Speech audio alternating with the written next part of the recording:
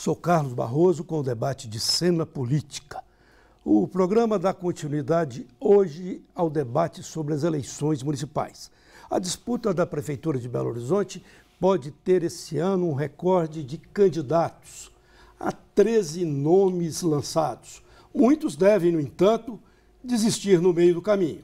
O PSD foi recriado usando a sigla clássica do partido, ao qual já pertenceu historicamente Juscelino Kubitschek e também Tancredo Neves. Hoje é mais conhecido como a sigla do ex-prefeito de São Paulo, Gilberto Kassab, que já foi ministro de Dilma Rousseff e hoje é ministro do presidente interino Michel Temer. Este ano, pela primeira vez, o PSD deverá lançar candidatura própria à Prefeitura de Belo Horizonte. O nome escolhido é do atual vice-prefeito da capital, Délio Malheiros. Advogado, Délio se projetou na vida pública a partir de um extenso trabalho de defesa do consumidor. Foi vereador em Belo Horizonte e deputado estadual, antes de se tornar vice do segundo mandato do prefeito Márcio Lacerda. Também convidado o jornalista Assir Antão, da Rádio Itatiaia.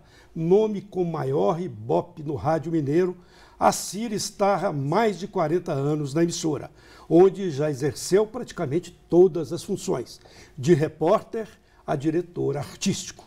Durante anos, foi o nome da Itatiaia na cobertura da Assembleia Legislativa. É compositor, sempre esteve ligado à MPB.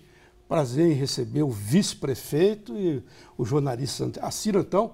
Primeira vez que o Délio veio ao programa, o Assir já é um cliente, vamos dizer assim, né? É. Já ganhou muito jeton aqui no programa. E com muita alegria, porque conheci o Délio muito jovem, já na Assembleia Legislativa, como advogado, defendendo o consumidor, e é uma alegria muito grande saber que ele chegou a ser vice-prefeito de Belo Horizonte e hoje é um nome para a Prefeitura de Belo Horizonte, para a cidade, né, a qual ele conhece muito bem. Está na disputa. Se não ficar, entre aqueles que desistem no meio do caminho, conforme eu falei, né? Mas eu queria te fazer uma primeira pergunta, vice-prefeito.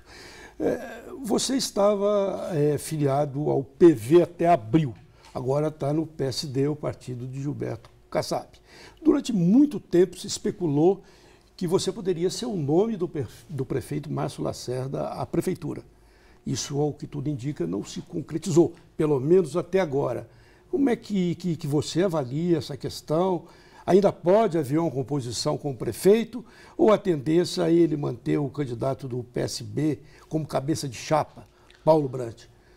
Olha, boa noite a vocês. Boa noite da BH News, meu caro Assir, conhecido de velha data, e que eu tenho profundo respeito, como você disse, Carlos, pelo que o Assir fez na Rádio Itatiaia, por essa figura que é o Assir Antão, esse amigo de todos, que todos nós admiramos, reconhecemos, respeitamos o seu trabalho.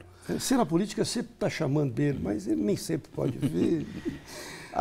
Nós temos em Belo Horizonte agora uma eleição muito complexa. São regras novas, nós temos uma nova lei eleitoral, e que eu reputo como uma boa norma, porque ela mais ou menos equilibra o jogo político entre os candidatos.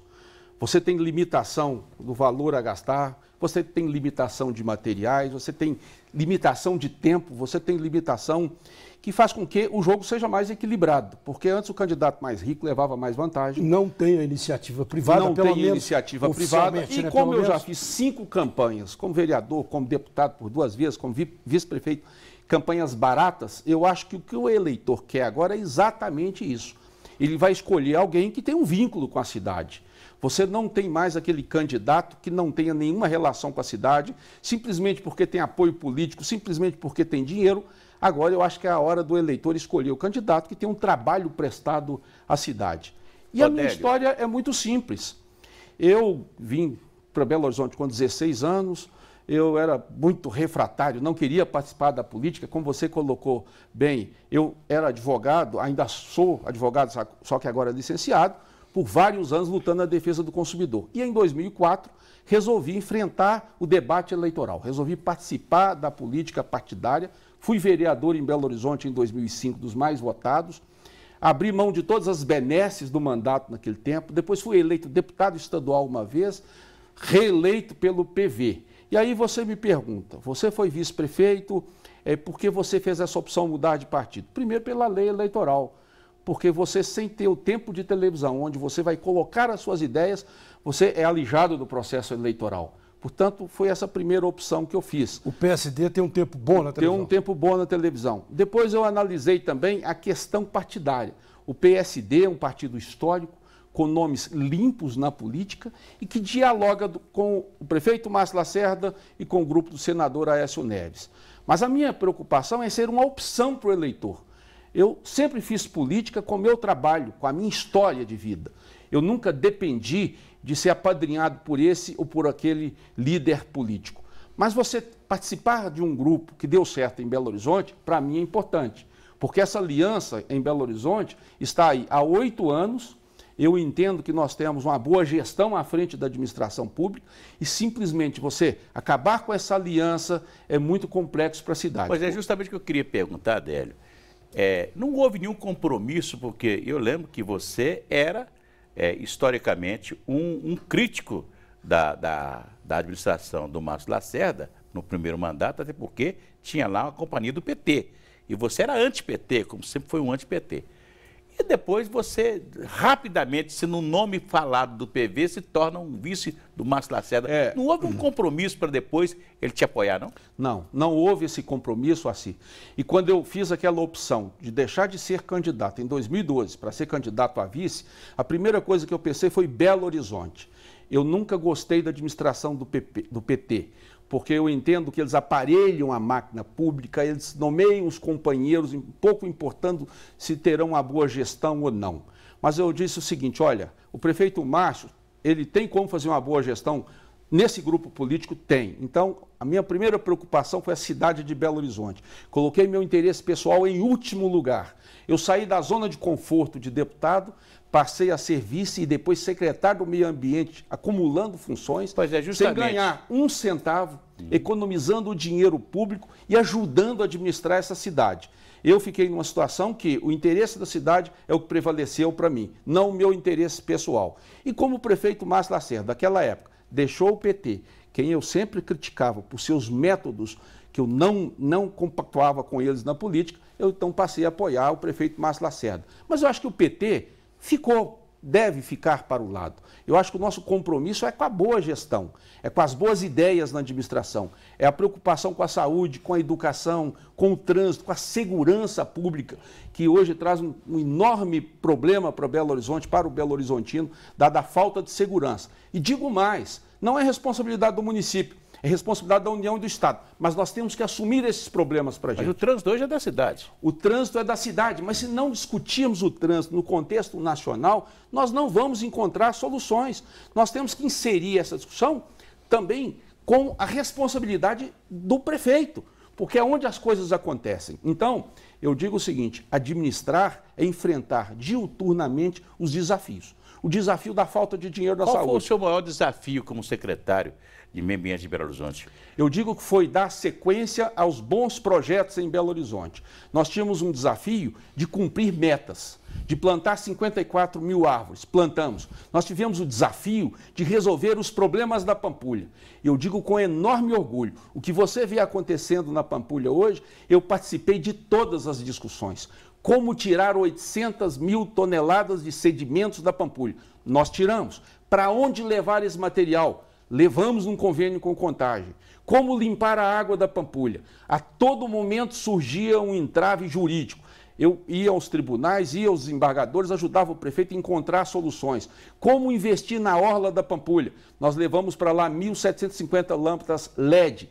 Como fazer com que a Pampulha seja reconhecido patrimônio cultural da humanidade? Eu participei como secretário do Meio Ambiente, como membro do GEAL, que é um grupo especial na prefeitura, como presidente do consórcio Propan, que é o consórcio da Pampulha. Enfim, nós tínhamos o desafio de aplicar na Pampulha 180 milhões de reais, valorizar a Pampulha, que há mais de 40 anos estava praticamente abandonada. Esse era o grande desafio. E aqueles animais que deram muito trabalho? Olha, trabalho nós temos todo canto. Nós temos problemas aqui em Belo Horizonte com capivaras, que nós tiramos da Pampulha, a Justiça mandou voltar. E o processo está na Justiça. Nós temos problemas com mais de 1.600 animais, cavalos, que estão nas ruas da cidade de Belo Horizonte. Nós temos problemas com jacarés na Lagoa da Pampulha. Nós temos problemas com gatos e cachorros que são abandonados cruelmente na cidade. Eu sou um sério defensor dos animais. No Parque Municipal. É um problema muito sério. Então são esses problemas que nós temos e temos que enfrentar os desafios. Nós temos o problema do morador de rua, em torno de 1.900 a 2.000 moradores de rua em Belo Horizonte. Então nós temos problemas diversos na cidade que nós temos que enfrentar. E enfrentar como? Com criatividade. Escuta aqui, com dinheiro é fácil. Eu quero ver é você fazer a máquina continuar funcionando na saúde com uma redução de 10% no orçamento. É justamente o que eu quero saber de você, como candidato, como um pré-candidato à Prefeitura de Belo Horizonte. A cidade praticamente empobreceu muito. Belo Horizonte não tem indústria. O comércio de Belo Horizonte está sendo prejudicado pelas últimas decisões de trânsito da cidade, porque resolve-se o problema que a BH Trans acha que resolve na cidade, mas prejudica o comércio. Quer dizer, nós temos hoje um centro comercial de Belo Horizonte que virou um lixo praticamente, porque as grandes lojas estão sumindo. Virou avenida de feira shopping. Quer dizer, que então isso não dá dinheiro. Olha, como é que você vai resolver uma situação dessa? Eu digo para você, eu conheço várias cidades no mundo em que os centros eram degradados. A prefeitura tem que ter o pulso firme e a coragem para que as pessoas entendam que a parte mais importante da cidade é o centro. Você tem que valorizar o centro. E aí você tem que trabalhar na política tributária, no caso o IPTU, para que aquelas pessoas voltem a ocupar o centro. Você tem que entender que o centro deve ser vocacionado para as pessoas, que o centro deve ser limpo, o centro deve ter os prédios abandonados devidamente ocupados, com incentivo, e não cobrando o IPTU mais caro no centro do que na zona nobre da cidade. Você tem que fazer com que o centro tenha o interesse das pessoas em reocupá-lo. Todas as cidades que valorizaram o seu centro, olha o Rio de Janeiro agora com o Porto Maravilha, que é próximo ao centro. Olha a cidade do Porto, olha Buenos Aires.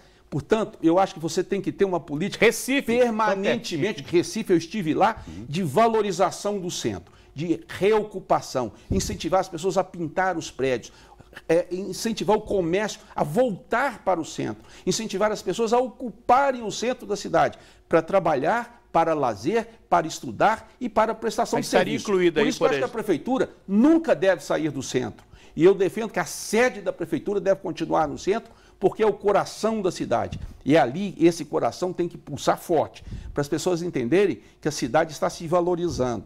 Você ter prédios limpos, você ter ruas limpas, você ter ruas e passeios bem cuidados, e dá para a população um sentimento de pertencimento. Essa cidade é nossa, esse centro é meu, e eu quero ter o prazer de morar no centro. E o que está acontecendo? Olha o já velho Maleta hoje. De candidato, hein? O Maleta, mas é discurso, e eu sempre fiz isso. O Maleta hoje é uma das áreas mais valorizadas de Belo Horizonte. E mais degradadas também. Mas está recuperando. Isso nos dá alegria, porque era abandonado. E hoje está sendo um orgulho as pessoas frequentando. Mas você vê certas coisas interessantes, certas coisas interessantes, você falando do Maleta, eu falo do edifício Caiaca, não é?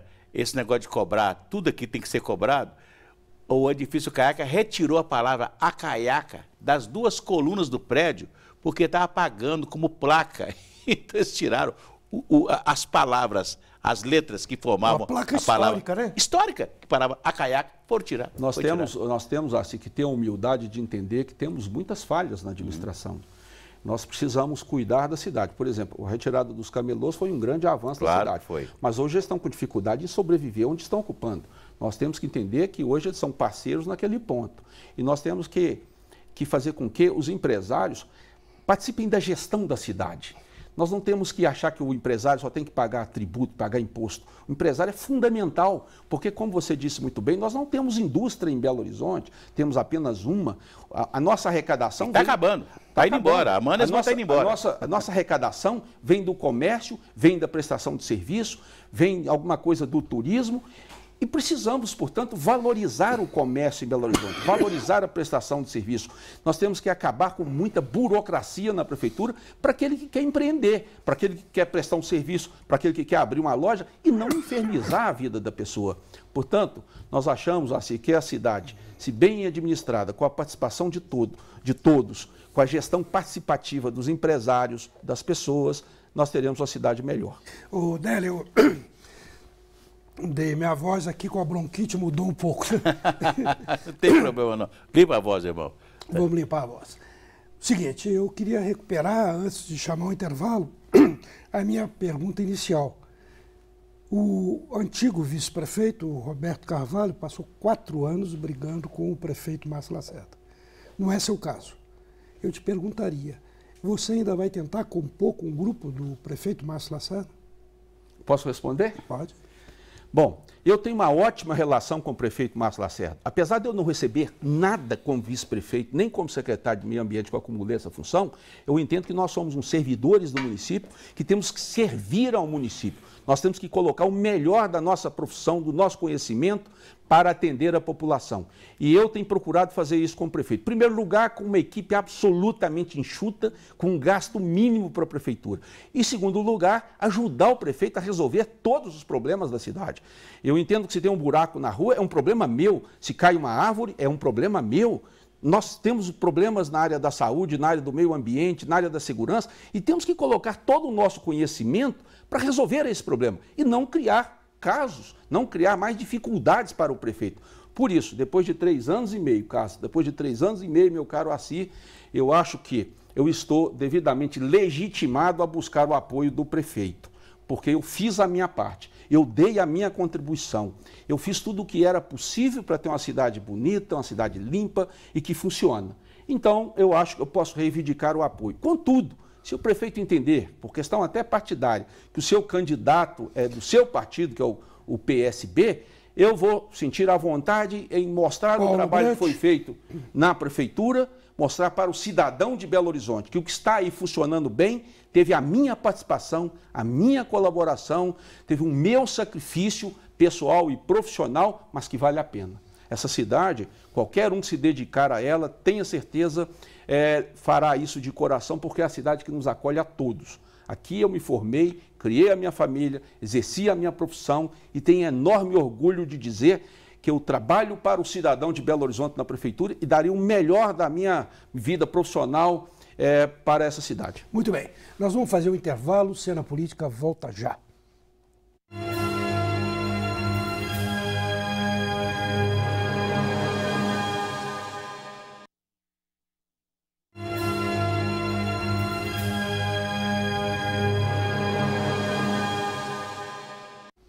Retorna a Cena Política debatendo com o pré-candidato do PSD à Prefeitura de Belo Horizonte, Délio Malheiros. Eu queria te perguntar sobre o seu programa, a sua plataforma para a Prefeitura, o que você pretende fazer pela cidade. Você já colocou alguns pontos aí nas perguntas do Acidental, mas eu queria mais detalhado. Eu sei que você ainda vai passar pela convenção, que deve ser semana que vem, mas hoje, quais seriam as suas principais propostas para a cidade? Olha, nós temos várias propostas para Belo Horizonte. Eu participei... Mas enfáticas, quais são? Eu participei de um projeto agora na Fundação Dom Cabral, elaboramos o plano BH para 2030, com projetos para curto, médio e longo prazo. Eu acho propostas, por exemplo, continuidade dos bons projetos. Por exemplo, um mês. Nós temos 128 MEIs em Belo Horizonte, que são escolas infantis exemplares, que funcionam, a maioria delas, no regime PPP, de parceria público-privada, e que atendem em torno de 35 mil crianças. O maior problema nosso é atender criança de 0 a 3 anos. Nós temos apenas 35% dessas crianças atendidas nessas UMEIs, que eu repito, um exemplo de escola melhor do que as escolas privadas do Brasil. É verdade. Eu acho que nós temos que empreender todos os nossos esforços para cumprir, primeiro, um programa de construção de 150 escolas, completar 150 escolas até 2021, por aí, fazer com que essas crianças tenham esse atendimento. Nós temos um programa muito simples assim. Belo Horizonte tem hoje um passivo de 4 bilhões de reais de pessoas que devem IPTU e ISS. Por que os profissionais liberais não podem prestar seus serviços e pagar dívidas atrasadas? Nós temos 9 UPAs e 147 postos de saúde, unidades básicas de saúde, precisando de reforma, por exemplo. Por que o cidadão não pode reformar e pagar sua dívida? Nós temos 60 mil crianças na escola que tem um programa de saúde nas escolas, mas se você precisar de tratamento de um canal de criança, pode demorar 2, 3, 4 meses. Hoje a prefeitura não se abre a negociação? Exatamente, abre negociação, mas nós queremos ampliar para que as pessoas que devem à prefeitura, seja uma construtora, pessoas físicas ou jurídicas, possam pagar essas dívidas, pintando a escola, colocando asfalto na rua, cuidando da prevenção dos dentes das crianças. Era uma ideia minha há 8 anos atrás, foi colocada em prática parcialmente com os laboratórios, que passaram a fazer os exames de alta complexidade na prefeitura. Sabe o que aconteceu? Zerou a fila. Zerou. Fila de 2 anos, ela foi zerada. Não existe nenhum caso mais. Por quê? A prefeitura aceitou o pagamento da dívida com aqueles exames que os laboratórios... Prestação de serviço. Então, nós temos que ampliar isso. Nós temos que ter uma boa gestão na saúde de Belo Horizonte. Outro exemplo concreto. Nós gastamos 60 milhões por ano apenas com a judicialização da saúde. Pessoas que entram na justiça contra a prefeitura e muitas vezes nem moram em Belo Horizonte.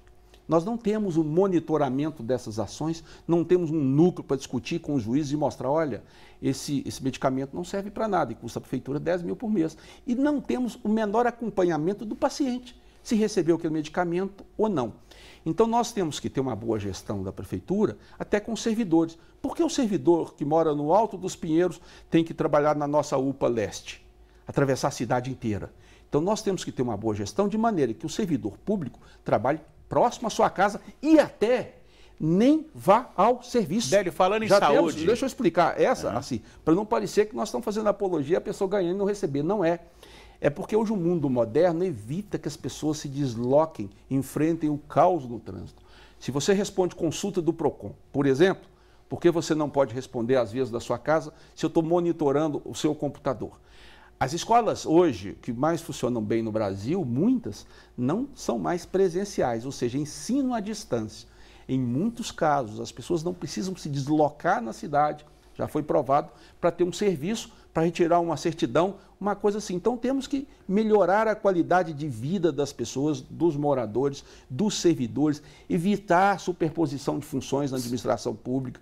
São ideias simples que vão funcionar. Você falou em gerenciamento, melhor gerenciamento da saúde. Na realidade, importa quanto que a cidade recebe por mês do SUS, que o governo federal manda para cá?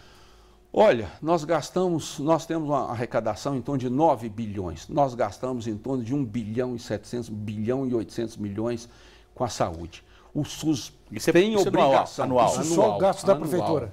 Não, é anual. É o gasto todo, incluindo o do SUS. Mas então, a prefeitura... Chega a mais de 100 milhões de reais por mês aqui na cidade? Chega mais de 100 milhões por mês. O Hospital do Barreiro, para você ter uma ideia, a prefeitura está colocando 5 milhões por mês. Era para a prefeitura colocar 5, o Estado 10 e a União 5, total de 20. A prefeitura está colocando sozinha. Agora que a União vai repassar dinheiro para a saúde. E o Estado, nesse interregno aí de sai um governo e entra outro, ficou devendo também. Assir, por isso que eu digo que o maior desafio nosso é dar continuidade às boas políticas. O cidadão de Belo Horizonte não aguenta mais um prefeito começar um projeto e o outro parar porque não foi do seu partido. E o que funciona bem em Belo Horizonte é exatamente a sequência de bons projetos. As UMEIs não começaram nesse governo, começaram lá atrás. A coleta seletiva não começou nesse governo, a restaurante popular não começou nesse governo. Enfim, nós tivemos várias obras que começaram em outros governos. E o meu compromisso é dar sequência nos bons projetos, é não reinventar. O caso do metrô. Por que Belo Horizonte tem que gastar de novo ao Estado 40 milhões se já tinha um projeto pronto? O caso da rodoviária de Belo Horizonte, que se repetiram erros e mais erros, projetos e mais projetos. Então nós temos que fazer uma coisa a longo prazo, pensando... Precisa um tocador de obras, né? Na verdade, um bom tocador de obras. E aproveitando as boas ideias. Outra coisa que eu digo, os voluntários. Nós não temos aqui no Brasil a cultura do voluntariado, mas é muita gente que quer ajudar a prefeitura. Você é um jornalista, quer dar uma assessoria lá para a prefeitura. Há um médico que quer atender numa UPA, um cirurgião que quer atender no hospital de graça. É tudo tão complexo que isso não funcionou e nós temos que colocar isso para funcionar, o voluntariado. Nós temos que ter mais convênio com as universidades, seja em relação à zoonose, com os estudantes de veterinária, seja em relação às ciências médicas, à faculdade de medicina. Então nós temos que envolver a comunidade estudantil, envolver o mundo acadêmico na prefeitura, para nos ajudar a encontrar soluções e não ficarmos simplesmente esperando que os nossos técnicos encontrem essas soluções. Mais importante no desafio, o excesso de cargo em comissão. Assir, meu caro Carlos, nós temos que atacar isso. o Estado brasileiro, eu digo Prefeitura, Estado e União, não aguenta tanto cargo. São quantos na Prefeitura? Bom, Belo Horizonte ainda é das cidades mais enxutas do Brasil. Ninguém sabe o número exato, porque você tem as empresas públicas, municipais, você tem inúmeras secretarias e muitos cargos foram cancelados. Mas eu vou dizer para você, nós temos 60 mil funcionários em Belo Horizonte, incluindo os terceirizados. Eu tenho dado exemplo, eu digo, não fica só no discurso. Eu, por exemplo, até minha chefe de gabinete, que era uma pessoa que poderia ganhar 15 mil, eu contratar de fora, eu coloquei uma servidora pública de carreira. E tem outros 6 funcionários, dos 6, 2 são de carreira. Então eu acho que nós temos que enxugar a máquina e até incentivar que o jovem vá para a iniciativa privada. Você acabar com o chamado cabide de emprego do município. Belo Horizonte, repito, ainda é uma cidade com uma gestão muito boa de pessoal, mas pode melhorar muito. Ô, Délio, você falou aí do metrô. O metrô de Belo Horizonte é essa verdadeira chaga aqui em Belo Horizonte. É uma chaga, né? Passaram governos do PMDB, governos do PSDB, governo do PT, agora PSB. Eu não sei se eu me esqueci de um outro governo. É bom lembrar que o metrô, as últimas obras do metrô de Belo Horizonte foram feitas no governo Fernando Henrique, quando o Ziza era o presidente do CBTU. O metrô foi até Venda Nova. Olha, depois disso, nos 8 anos do Lula e nos 4 e nos 8 da a primeira coisa que eu acho que o cidadão... Mas ninguém consegue andar com esse metrô. A primeira coisa que eu acho que o cidadão tem o direito é de você falar a verdade. Eu me nego a chegar de frente de um programa eleitoral e falar em verdades e falar para atender o populismo. Nós, em Belo Horizonte, não temos o dinheiro para construir metrô.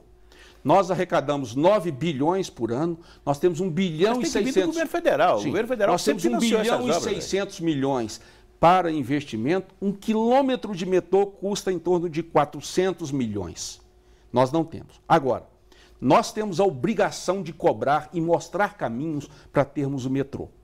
E mostrar esse caminho para o governo federal significa, por exemplo, ter uma reforma na questão do IPVA, que é um imposto desde 74, e que às vezes quem mais usa a via pública não paga nada. Quem menos usa paga muito. Na minha avaliação, tínhamos que fazer uma reformulação, acabar com o IPVA e cobrar no consumo do combustível e carimbar parte desse dinheiro, para os estados e municípios não perderem a arrecadação para o metrô. A conta que nós já fizemos, se você acabasse com o IPVA e cobrasse, exemplo, 50 centavos na gasolina, em 10 anos Belo Horizonte poderia ter em torno de 20 quilômetros de metrô, porque o dinheiro seria aplicado exclusivamente no metrô. E desviou o dinheiro... Mas se o dinheiro ficasse aqui, né? Arrecadado aqui, ficasse aqui. Mas por isso, geralmente, assim, que você tem que mudar, né? Porque o IPVA, por exemplo, ele gasta 40%, 50% da arrecadação na burocracia. Se você acabasse com o IPVA e cobrasse no combustível, o dinheiro já ficava aqui. O dinheiro vai para o cofre do Estado para depois voltar. Vai para o cofre do Estado, depois volta para o município e tem um custo operacional gigantesco. Você tem a obrigação, como prefeito, de cobrar e mostrar os caminhos e colaborar para que esse dinheiro seja canalizado para o metrô. Porque o nosso orçamento, repito, não falarei mentira. A regra do Brasil é cair em caixa única e não ser feito nada. Mas sempre o dinheiro do metrô foi dinheiro federal. A Dilma não anunciou um dia dentro da prefeitura lá 3 bilhões para o metrô de Belo Horizonte? Cadê o dinheiro do metrô? Não tem. Cadê o dinheiro do anel rodoviário? Não tem. Cadê o dinheiro da 381? Não tem. Aliás, porque o PT acostumou as pessoas a fazer essas inaugurações, mostrar isso e cadê o dinheiro? Porque nunca mostrou a realidade e nunca disse a verdade para as pessoas. Eu prefiro falar a verdade, buscar o caminho, chamar os técnicos para nos encontrar o caminho para que haja esse dinheiro. Eu não tenho dúvida de que o transporte público que é o futuro do nosso país. Aliás, o que diz o Penharosa, que foi prefeito de Bogotá, que diz o seguinte: país rico não é o país onde o rico anda de carro, mas é onde o rico anda de transporte público, não é onde o pobre anda de carro. Vou te dar 2 exemplos aqui do Rio de Janeiro, né, que o governo federal chegou e pôs dinheiro. A ECO 92, sei lá que foi 92, o Brizola, naquela época, era o governador. O Collor deu dinheiro, fizeram lá um minhocão lá do aeroporto do Rio de Janeiro até no centro da cidade, né, que foi a Via Amarela, sei lá o que é, tal. Agora, recentemente, com as Olimpíadas, né, o Rio de Janeiro se transforma novamente com obras, metrô chegando lá na Barra da Tijuca, e etc. As obras pelo centro da cidade, etc. Então, eu fico vendo assim, parece que nós não temos político para reivindicar em Brasília. Exatamente. Eu acho que o papel do prefeito é estar em Brasília reivindicando, e repito, ajudando a formatar um meio para arrecadar o dinheiro para fazer o metrô, pensando na cidade para as pessoas, não pensando na cidade para certas obras. É injusto hoje você gastar R$1 bilhão com minhocão se você tem que investir no transporte público. Seria faraônico para a cidade agora construir uma sede da prefeitura, como se está anunciando na rodoviária? Não, não é faraônico. Eu posso dizer que eu participei desse projeto. É um projeto que vai reduzir o custo de Belo Horizonte, porque nós ocupamos hoje mais de 26 espaços alugados e mais a construção lá... Não pode ser em outro lugar, não? Olha, foi tudo estudado. Pode até ser outro lugar e eu acho que estamos abertos. Mas ali, por exemplo, nós teremos, lá é uma PPP, a prefeitura não vai pôr um centavo sequer na construção. Mas sua ideia é manter a prefeitura no centro. No centro, exatamente, porque nós temos que valorizar o centro. O centro de Belo Horizonte tem que ser o espelho da cidade, tem que ser o cartão de visita da cidade. Ô, Délio, eu só queria te perguntar sobre essa questão do metrô, que ficou aí, você disse essas questões. A longo prazo, metrô a longo prazo é viável, é possível arrecadar e tem que falar a verdade para as pessoas. Deixa eu lhe perguntar, você acha se o governo atual, o governo interino, né, se conseguir se concretizar, isso vai ser uma decisão agora para o próximo mês, Temer vai ajudar no metrô de Belo Horizonte? Não acredito, porque esse governo... Não, o governo atual, na minha avaliação, não tem condição. Está fixando um teto de gasto, a arrecadação caiu brutalmente, o custo da folha de pagamento sobe vertiginosamente, esse governo não vai ter. Se o Brasil não voltar a crescer, nós não teremos recursos para investimento na infraestrutura do Brasil. Eu estou torcendo para que o Brasil cresça, para que o Brasil volte àquilo que aconteceu em 2002, que o Brasil tinha um crescimento de 6, 7, 8% ao ano, porque no patamar que está o governo não vai ter dinheiro para pagamento da sua folha. Portanto, nós acreditamos que para a Prefeitura de Belo Horizonte, para o Estado, para o país, o crescimento é importante e nós temos que colaborar para ajudar o governo a encontrar caminhos na busca do desenvolvimento. Muito bem, vamos fazer mais um intervalo, Cena Política volta já já.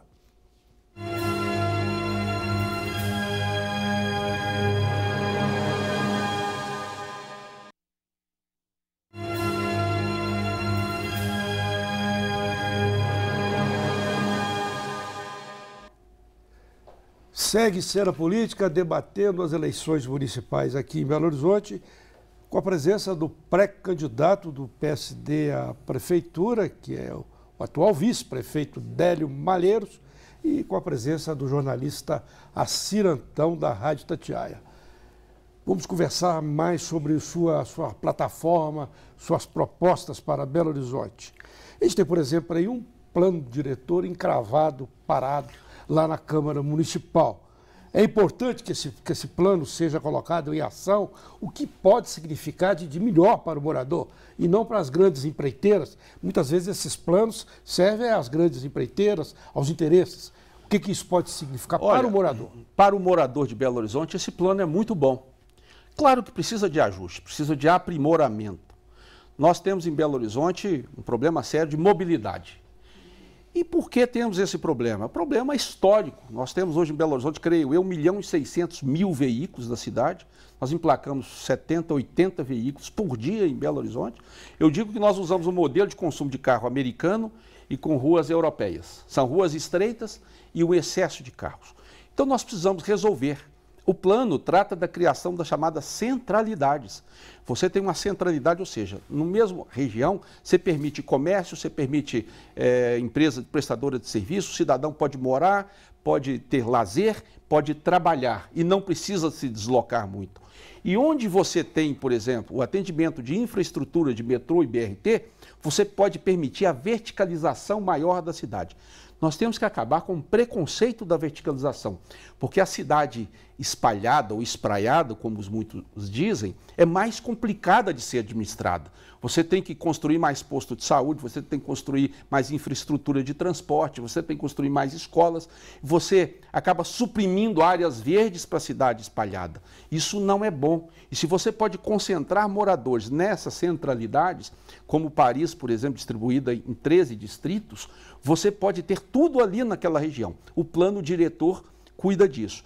Você tem o uso dos prédios públicos ou os prédios privados pensando no interesse maior da cidade. O tamanho da construção naquele terreno vai ser em razão da capacidade daquela região suportar um prédio, por exemplo. Você tem rede de esgoto, você tem transporte, pode ser um prédio maior. Está acontecendo na Betânia agora, estão pondo um arranha-céu na Sim, Betânia, você então, é porque onde você tem. Então, nós temos que acabar com esse preconceito da verticalização. Mas temos que respeitar, por exemplo, uma família que herdou um imóvel que podia construir 2,7 metros quadrados, 2.000 metros quadrados num terreno de 1.000 metros, e agora não pode mais, você desvaloriza aquele imóvel. O direito da pessoa é importante. E como no comércio. Você imagina um cidadão que abriu uma loja para vender tintas, que o carro poderia parar naquela área de recuo do prédio, e de repente vem a lei e diz, não pode mais. Ora, o comércio é que gera imposto para a cidade. Então você tem que ter um diálogo com o comércio. Agora, eu queria dizer para você, Carlos, eu tenho... Mas falta esse diálogo hoje? Falta um diálogo no nível que esse gerador de imposto espera e tem direito. Ele tem direito a conversar na prefeitura, a dialogar com a prefeitura. Vou dizer que a prefeitura dialoga, é preciso aprimorar, é preciso melhorar. Agora, um dos projetos que eu participei da sua gestão em Belo Horizonte é da nova iluminação pública. Qual é um dos maiores problemas de Belo Horizonte? Segurança pública. E segurança pública, o que podemos fazer? Eu trouxe o Banco Mundial pela primeira vez em Belo Horizonte. São parentes, joga-se muito problema de segurança para governo federal, e governo estadual. Mas nós podemos fazer a nossa também, parte. acho que a municipalidade tem uma coisa importante, tem a parte dela. Claro. Eu, por exemplo, hoje vejo a Avenida Afonso Pena muito mal iluminada. Isso que eu queria dizer. Sabe por quê? Porque nós temos uma lei que proibiu as placas iluminadas na cidade. Então, de repente, nós perdemos a iluminação que as lojas nos davam. Mais importante que isso também, assim, nós temos em Belo Horizonte... Grande cidade tem aqueles letreiros maravilhosos, aquelas televisões de LED, tomando conta de prédio, iluminando tudo. Aqui em Belo Horizonte, nós escurecemos a cidade. Nós precisamos melhorar. A Belo Horizonte assinou recentemente a publicação do edital da PPP, da iluminação pública por LED. Eu trouxe o Banco Mundial aqui pela primeira vez em Belo Horizonte há 3 ou 4 anos, há quase 3 anos e meio atrás, de eventos que eu participei no exterior, mostrando o seguinte: o LED economiza 87% de energia, tem um custo de manutenção muito mais barato. E nós temos em Belo Horizonte 178 mil pontos de iluminação. Uma parte de vapor de sódio. Solar é uma maravilha. Sim, uma parte de vapor de sódio e uma parte de mercúrio. Se a gente colocar o LED, e o projeto é para 4 a 5 anos, nós vamos ter uma iluminação melhor, de melhor qualidade, e isso significa rua mais segura. Rua escura atrai criminalidade. E o LED, você pode, que chama, dimerizar, ou seja, aumenta e diminui a luminosidade conforme a região da cidade. Se tem uma saída de estação do metrô, estação do BRT, você aumenta a luminosidade até meia-noite. Para que mais luminosidade depois de 2, 3 da manhã, quando não tem mais ninguém? Portanto, nós entendemos que a aplicação do LED deve ser priorizada em Belo Horizonte. Para você ter uma ideia, assim, Belo Horizonte tem 1.850 sinais de trânsito. Foi substituída a lâmpada por LED. Nenhum sinal queimou. Nenhum. Então você imagina isso, você consumir menos energia. Segurança pública. Nós temos que integrar o sistema semafórico de Belo Horizonte. Você tem sinal que para cobrar multa é uma beleza. O carro passa, ele fotografa na hora. E por que o sujeito passou 2, 3 sinais desses, a polícia não é avisada? É só interligar esse sinal no COP, que é aqui próximo, e a polícia vai ser avisada, acende uma luz amarela. Olha, esse cara passou em 3 sinais de iluminação, de semafórico. Nós temos a Guarda Municipal, que hoje está exercendo um papel muito interessante. Já temos em torno de 350 guardas municipais. Não há um trabalho conjunto, né, das polícias. Esse trabalho precisa ser melhorado. A população é o que trabalho integrado. Né? Precisa ser melhorado. Nós temos que utilizar melhor a tecnologia do celular para as pessoas denunciarem quem joga lixo na rua, para as pessoas... A prefeitura faz isso, mas de maneira muito tímida ainda. Nós precisamos usar, recolher um carro, você fotografa o carro, a prefeitura tem que ser avisada na hora. Você tem uma árvore que está ameaçando tombar, a foto dessa árvore é um documento. Então nós temos que utilizar melhor o COP, a Guarda Municipal, para tomar conta dos nossos prédios públicos, das nossas praças, e também ajudar mais ainda na segurança pública e ser valorizado, porque hoje eu tenho orgulho da nossa Guarda Municipal. Nossa Guarda hoje é exemplo. 350 treinados para usar a arma, está funcionando bem, não tivemos nenhum caso ainda sério e, portanto, nós temos que ter a polícia local. No mundo inteiro, assim, onde funciona bem a segurança pública, a polícia é local. Aliás, é tudo. Tudo tem que ser local. Nós temos que descentralizar tudo no Brasil. Eu defendo, eu não posso dizer aqui porque é muito grande, mas eu defendo uma reforma no Brasil, uma reforma que fosse geopolítica, geográfica e política, né? E também uma reforma tributária, em que a metade de todos os impostos gerados na cidade teria que ficar na cidade. Você sabe quanto fica hoje? Em torno de 23% a 24%. A União fica com 60 e poucos por cento. Então, o Estado não fica com nada. O município é onde enfrenta todos os problemas, problema da cheia e com o município. Agora, também nós devemos ter a polícia municipal, o Cobombeira municipal, a escola até a 8ª série municipal, tudo tinha que ser do município, com recurso. Fica mais fácil cobrar. Só que nós íamos acabar com as pequenas cidadezinhas, né? Que não iam ter dinheiro para sobreviver. Assim, mas você sabe que até nas pequenas cidades, até a merenda escolar, quando estava centralizado o governo federal, o custo era acima de R$1 por criança. Hoje, menos de 60 centavos e funciona bem porque o dinheiro não é desviado. Então, é nos municípios que as coisas acontecem. Agora, é importante que o cidadão também tenha o sentimento do pertencimento. Você, por exemplo, é uma regra no país, viu? É uma regra no país. Você, por exemplo, pode adotar o bem do município. Você sabia, por exemplo, nós temos entre praças e parques 750. Temos 260 adotados. As pessoas adotam o canteiro central. Adota um jardim de frente à sua casa. Eu fui secretário do Meio Ambiente, nós conseguimos dezenas de adoções. Então a pessoa adota até uma árvore na rua, adota um jardim público. Nós temos que entender que a cidade pertence às pessoas. Então nós temos como administradores obrigação de fazer tudo pelo bem-estar das pessoas. Mas se tem um lixo na rua, alguém julgou. Se você tem num lote uma garrafa PET lá e com foco de mosquito da dengue, alguém julgou. Então, nós, municípios, nós temos que zelar pela boa aplicação do dinheiro público. Mas é importante também que as pessoas participem, entendam? Essa cidade é minha, esse banco da praça aqui é meu. Agora, o poder público tem que ser mais eficiente. Te dou um exemplo. Nós tínhamos que construir uma caixa d'água para coleta de água de chuva, que é um projeto que sempre tive um carinho muito grande na prefeitura. E tínhamos que fazer uma cobertura vegetal de um terreno em 2 escolas. Custo da prefeitura, 220 mil cada uma, 440 mil. Eu, com base na criatividade, eu estou conseguindo fazer nas 2 escolas por R$74 mil. 37 mil cada escola, com base em nenhum centavo de dinheiro público. Uma empresa que tinha que dar uma contrapartida no meio ambiente, que instalava antena celular, ela está fazendo a obra por R$37 mil. Então nós temos que entender que é importante o particular participar da gestão da cidade, fazendo obras, administrando escolas, administrando hospitais, fazendo aquilo que ele mais sabe fazer, que é fazer conta e administrar bem. O poder público não dá conta de administrar tudo sozinho. O poder público não dá conta de cuidar de tudo que quem tem que cuidar. Portanto, nós temos que chamar o particular, chamar o voluntário, chamar as ONGs para nos ajudar a administrar. Imagina os animais na rua, imagina os moradores de rua. Nós não temos vocação para cuidar do morador de rua, temos que fazer mais convênio com ONGs. Nós não sabemos cuidar de animais, temos que fazer convênios com ONGs, chamar as pessoas a nos ajudar. Muito bem, eu queria te perguntar sobre a questão, sobre durante décadas talvez, você militou na defesa do consumidor. E hoje a gente tem uma polêmica aí na cidade que também interessa muito ao consumidor. É a polêmica entre o táxi e o Uber. Lá em São Paulo já está tendo uma regulamentação mais avançada. Qual que é a sua posição? Ficar com os taxistas ou ficar com esse reclame da sociedade? Olha, a minha posição é do cidadão de Belo Horizonte, de administrador público com responsabilidade.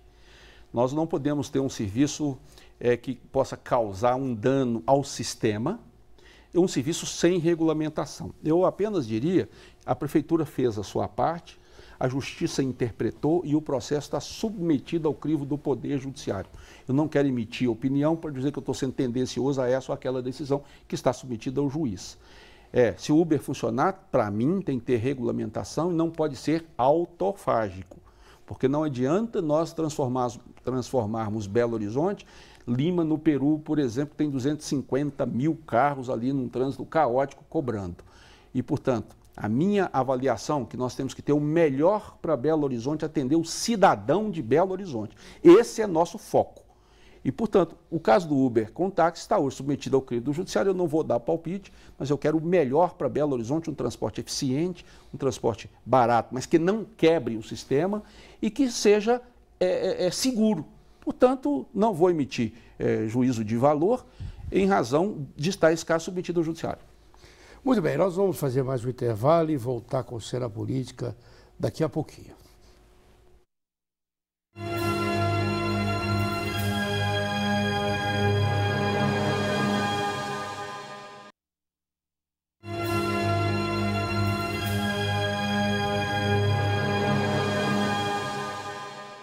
Segue Cena Política neste último bloco, debatendo as eleições municipais em Belo Horizonte, com o pré-candidato do PSD, Délio Malheiros.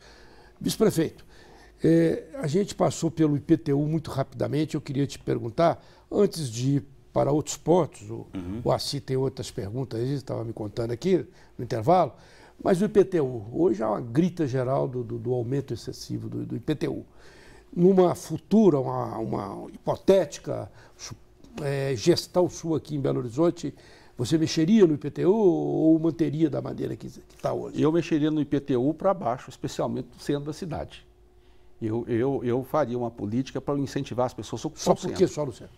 Porque o centro precisa ser ocupado. E em outros lugares, aplicar rigorosamente a lei, não permitindo aumento do IPTU acima da inflação, não permitindo aumento do IPTU acima daquilo que vale o imóvel. Mas numa cidade como a nossa hoje, o IPTU hoje é de uma grande importância, né? Nós não podemos abrir mão do IPTU, não tem como mesmo, porque a lei de responsabilidade, ela impede isso.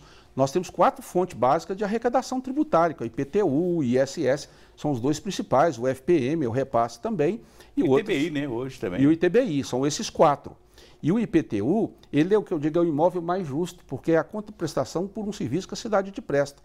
Agora, o que nós precisamos mesmo é de uma reforma tributária, que você colocou muito bem.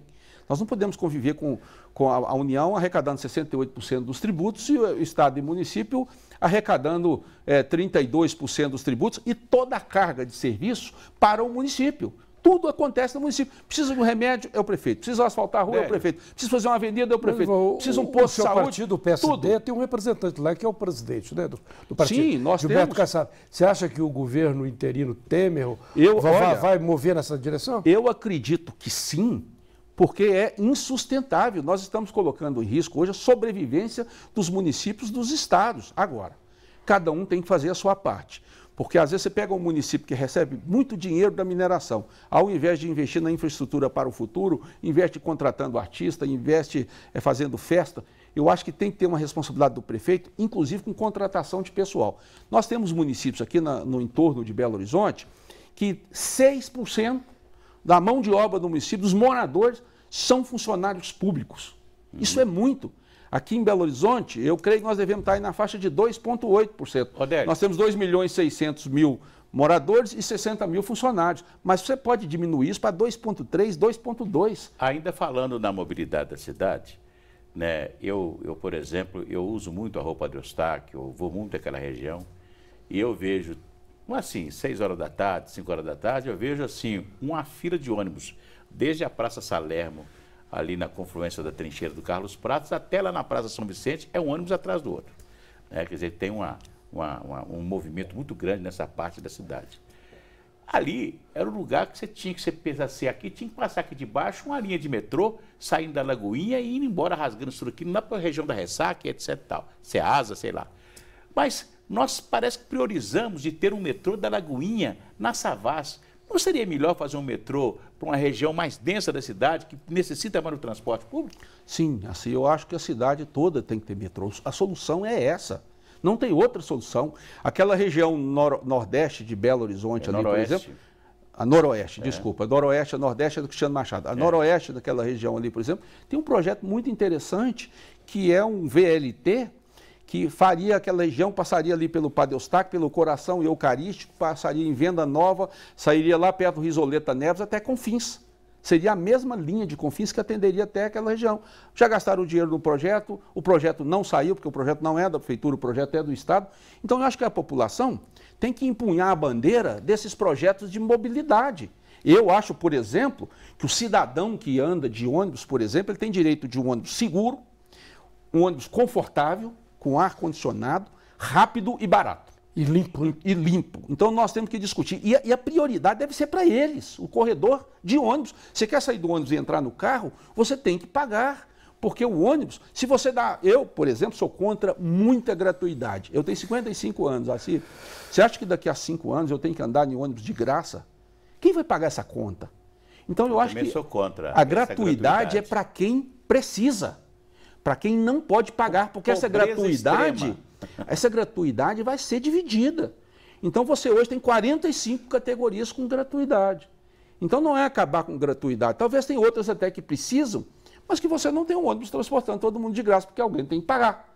Porque o empresário tem direito ao lucro, nem tanto. Mas nós voltamos à questão inicial de onde vai sair o dinheiro para esse projeto. Pergunta isso. De onde vai sair o dinheiro? Qual projeto? O governo federal, com todos esses projetos.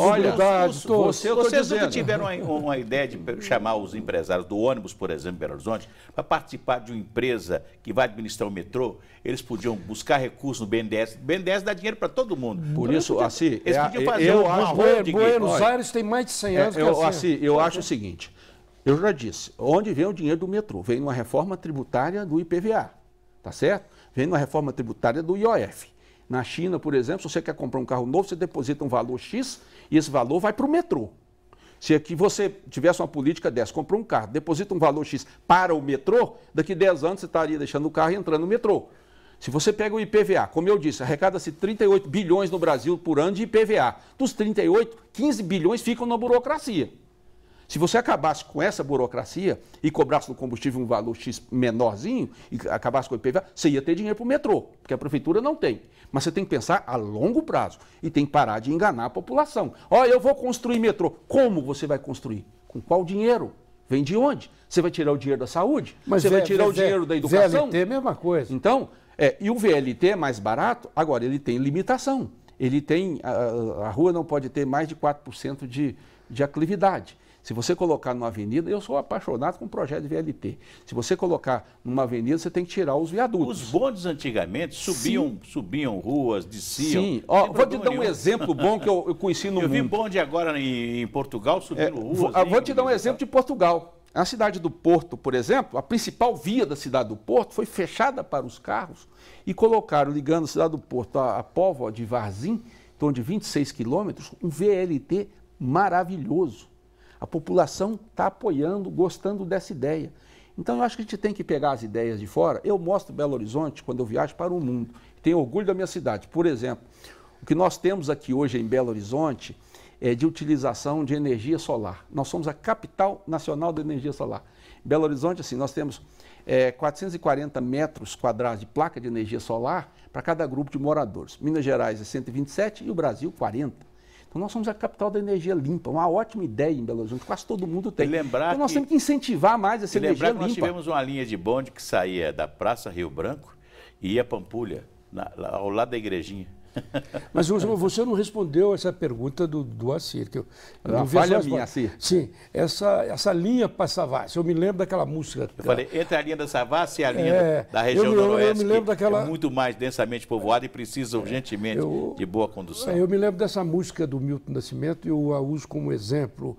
O artista tem de ir onde o povo está. Acho que metrô tem de ir onde o povo está. Claro, não ir para Savassi. E para onde tem operário. Olha, eu acho o seguinte. Você falou ressaca, né? Nós, políticos, temos que ter a sensibilidade de ouvir a população. Eu pergunto, a população foi ouvida? Eu acho que foi ouvida. Mas foi escolhido o melhor projeto ou o melhor projeto para certos grupos? Você tem que atender o interesse maior da população. Se vai ser um projeto para maior interesse maior. Ali estaria servindo muito melhor a população. Você tem que ter um projeto que atenda o universo maior dos moradores. Você não pode, na administração pública, adotar projetos que atendam um pequeno grupo, um grupo de construtores, um grupo de empresários, ou porque vai beneficiar a cidade tal que eu gosto, que eu moro. Você tem que atender o conjunto dos moradores. Então, o projeto do metrô tem que ser para atender o conjunto e dentro da viabilidade técnica. Eu fico triste quando eu vejo que o custo, por exemplo, para o metrô do Barreiro até o Calafate, que esse que já tem lá um leito abandonado, seria muito mais barato. Tudo pronto. Então, o governo federal tem que entender que é preciso colocar esses projetos em prática e que nós não temos esses recursos. Não temos. Senão temos que fechar os nossos hospitais. A Prefeitura de Belo Horizonte está tendo que colocar o dinheiro dela na saúde pública, a parte do SUS, que não está repassando. Nós estamos colocando o dinheiro de Belo Horizonte para a construção de um MEI, que custa 4 milhões, Prefeitura entra com 2.700 e a União com 1.300.000. A União está atrasando esses repasses. Inclusive, tentou negociar com você alguma coisa para isso aí. Eu, inclusive, em certa época, eu critiquei o que vinha acontecendo. Mas é importante você ter uma boa parceria com a União, mas também um tratamento respeitoso. Nós não temos que ir lá de pilhas na mão do governo federal. Nós temos que exigir o respeito que Minas Gerais merece, o respeito que Belo Horizonte merece. Mas, enfim, é um conjunto de desafios que você tem que ter a serenidade, a responsabilidade, o bom senso para colocar os melhores projetos em prática. E adotar as boas políticas de conversar, de dialogar, em algum momento de colocar, aliás, em todos os momentos, a bancada de deputados de Minas para cobrar, a bancada de Belo Horizonte. Você lembra do tempo da bancada do Arrudas? Você lembra? Então nós temos que ter... histórias fantásticas. Fantásticas, que você contava no seu programa de rádio, da bancada do Arrudas. E aí contar com a colaboração de pessoas como o Assir Antão, como o Zé Lino, como tantos outros que conhecem essa cidade há anos. Não podem contar, porque senão o Assir vai reclamar da cidade. Mas eu me lembro do Assir reclamando das coisas em Belo Horizonte em 1985. Portanto, há 31 anos atrás eu acompanho o Assir no rádio. Mas pelo menos nessa eleição agora não vão ter aqueles buracos lá que houve na última eleição, né? Que não passou daquilo, né? Foram feitos vários buracos de metrô, que ficou só no buraco, né? Você vê que fizeram buracos, 40 milhões gastos em projeto, então o novo governo do Estado diz, esse projeto não serve, vou fazer tudo de novo. Isso que é um problema. Quando você gasta um dinheiro público para fazer uma trincheira, o outro para fazer uma obra pública, o outro para, isso é terrível para a administração. Fora que às vezes deixa uma cidade muito feia, uma cidade desorganizada. E nós temos que entender que nós, como administrador, nós somos passageiros na administração pública. E nós temos que ter a responsabilidade de fazer o melhor e quando sairmos, o outro dará continuidade. A política deve ser a chamada política de Estado, não uma política de governo, de um partido político. Eu, se tiver a honra de ser prefeito de Belo Horizonte, tenha certeza, todos os bons projetos do prefeito Márcio Lacerda darão continuidade. Aliás, quando eles me perguntam, Odélio, qual que é o seu principal desafio? Eu falo, é dar sequência nos bons projetos em Belo Horizonte. Nós não podemos parar de construir o mês. Nós temos que arrumar dinheiro para a manutenção de um mês. 150 ao mês vão nos custar 600 milhões ao ano. A cada ano nós gastamos outro hospital do Barreiro. Nós precisamos dar sequência nas obras para acabar com as enchentes em Belo Horizonte, seja na Prudente Moraes, seja na Francisco Sá, seja lá no aeroporto da Pampulha, seja uma área terrível que tem ali no anel rodoviário com a Avenida Cristiano Machado. Nós temos que resolver o problema dos 1.800 moradores que moram em área de risco. Todos esses projetos têm que ter continuidade. Nós não podemos permitir que isso pare. E eu digo, eu como vice-prefeito, quem melhor do que eu tem legitimidade para dar continuidade nos bons projetos? Eu estou lá, eu participei, todo o projeto da Pampulha para se transformar em patrimônio, eu participei, eu conheço todos os projetos das UMEIs, da reforma das UPAs, da construção dos postos de saúde, como arrumar terreno, como arrumar dinheiro. Esse é o desafio da cidade e por isso eu me disponho a fazer isso. O candidato que teve aqui falou o seguinte, que um dos projetos deles é abrir as portas da prefeitura.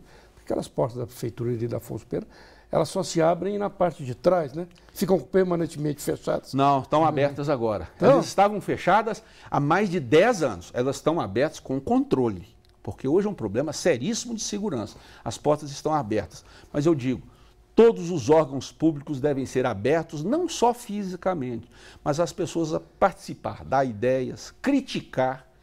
Diz o São Francisco, Santo Agostinho, que dizia, eu prefiro os que me criticam daqueles que me bajulam. Os que me criticam me ensinam o caminho certo. Os que me bajulam podem me levar para o precipício.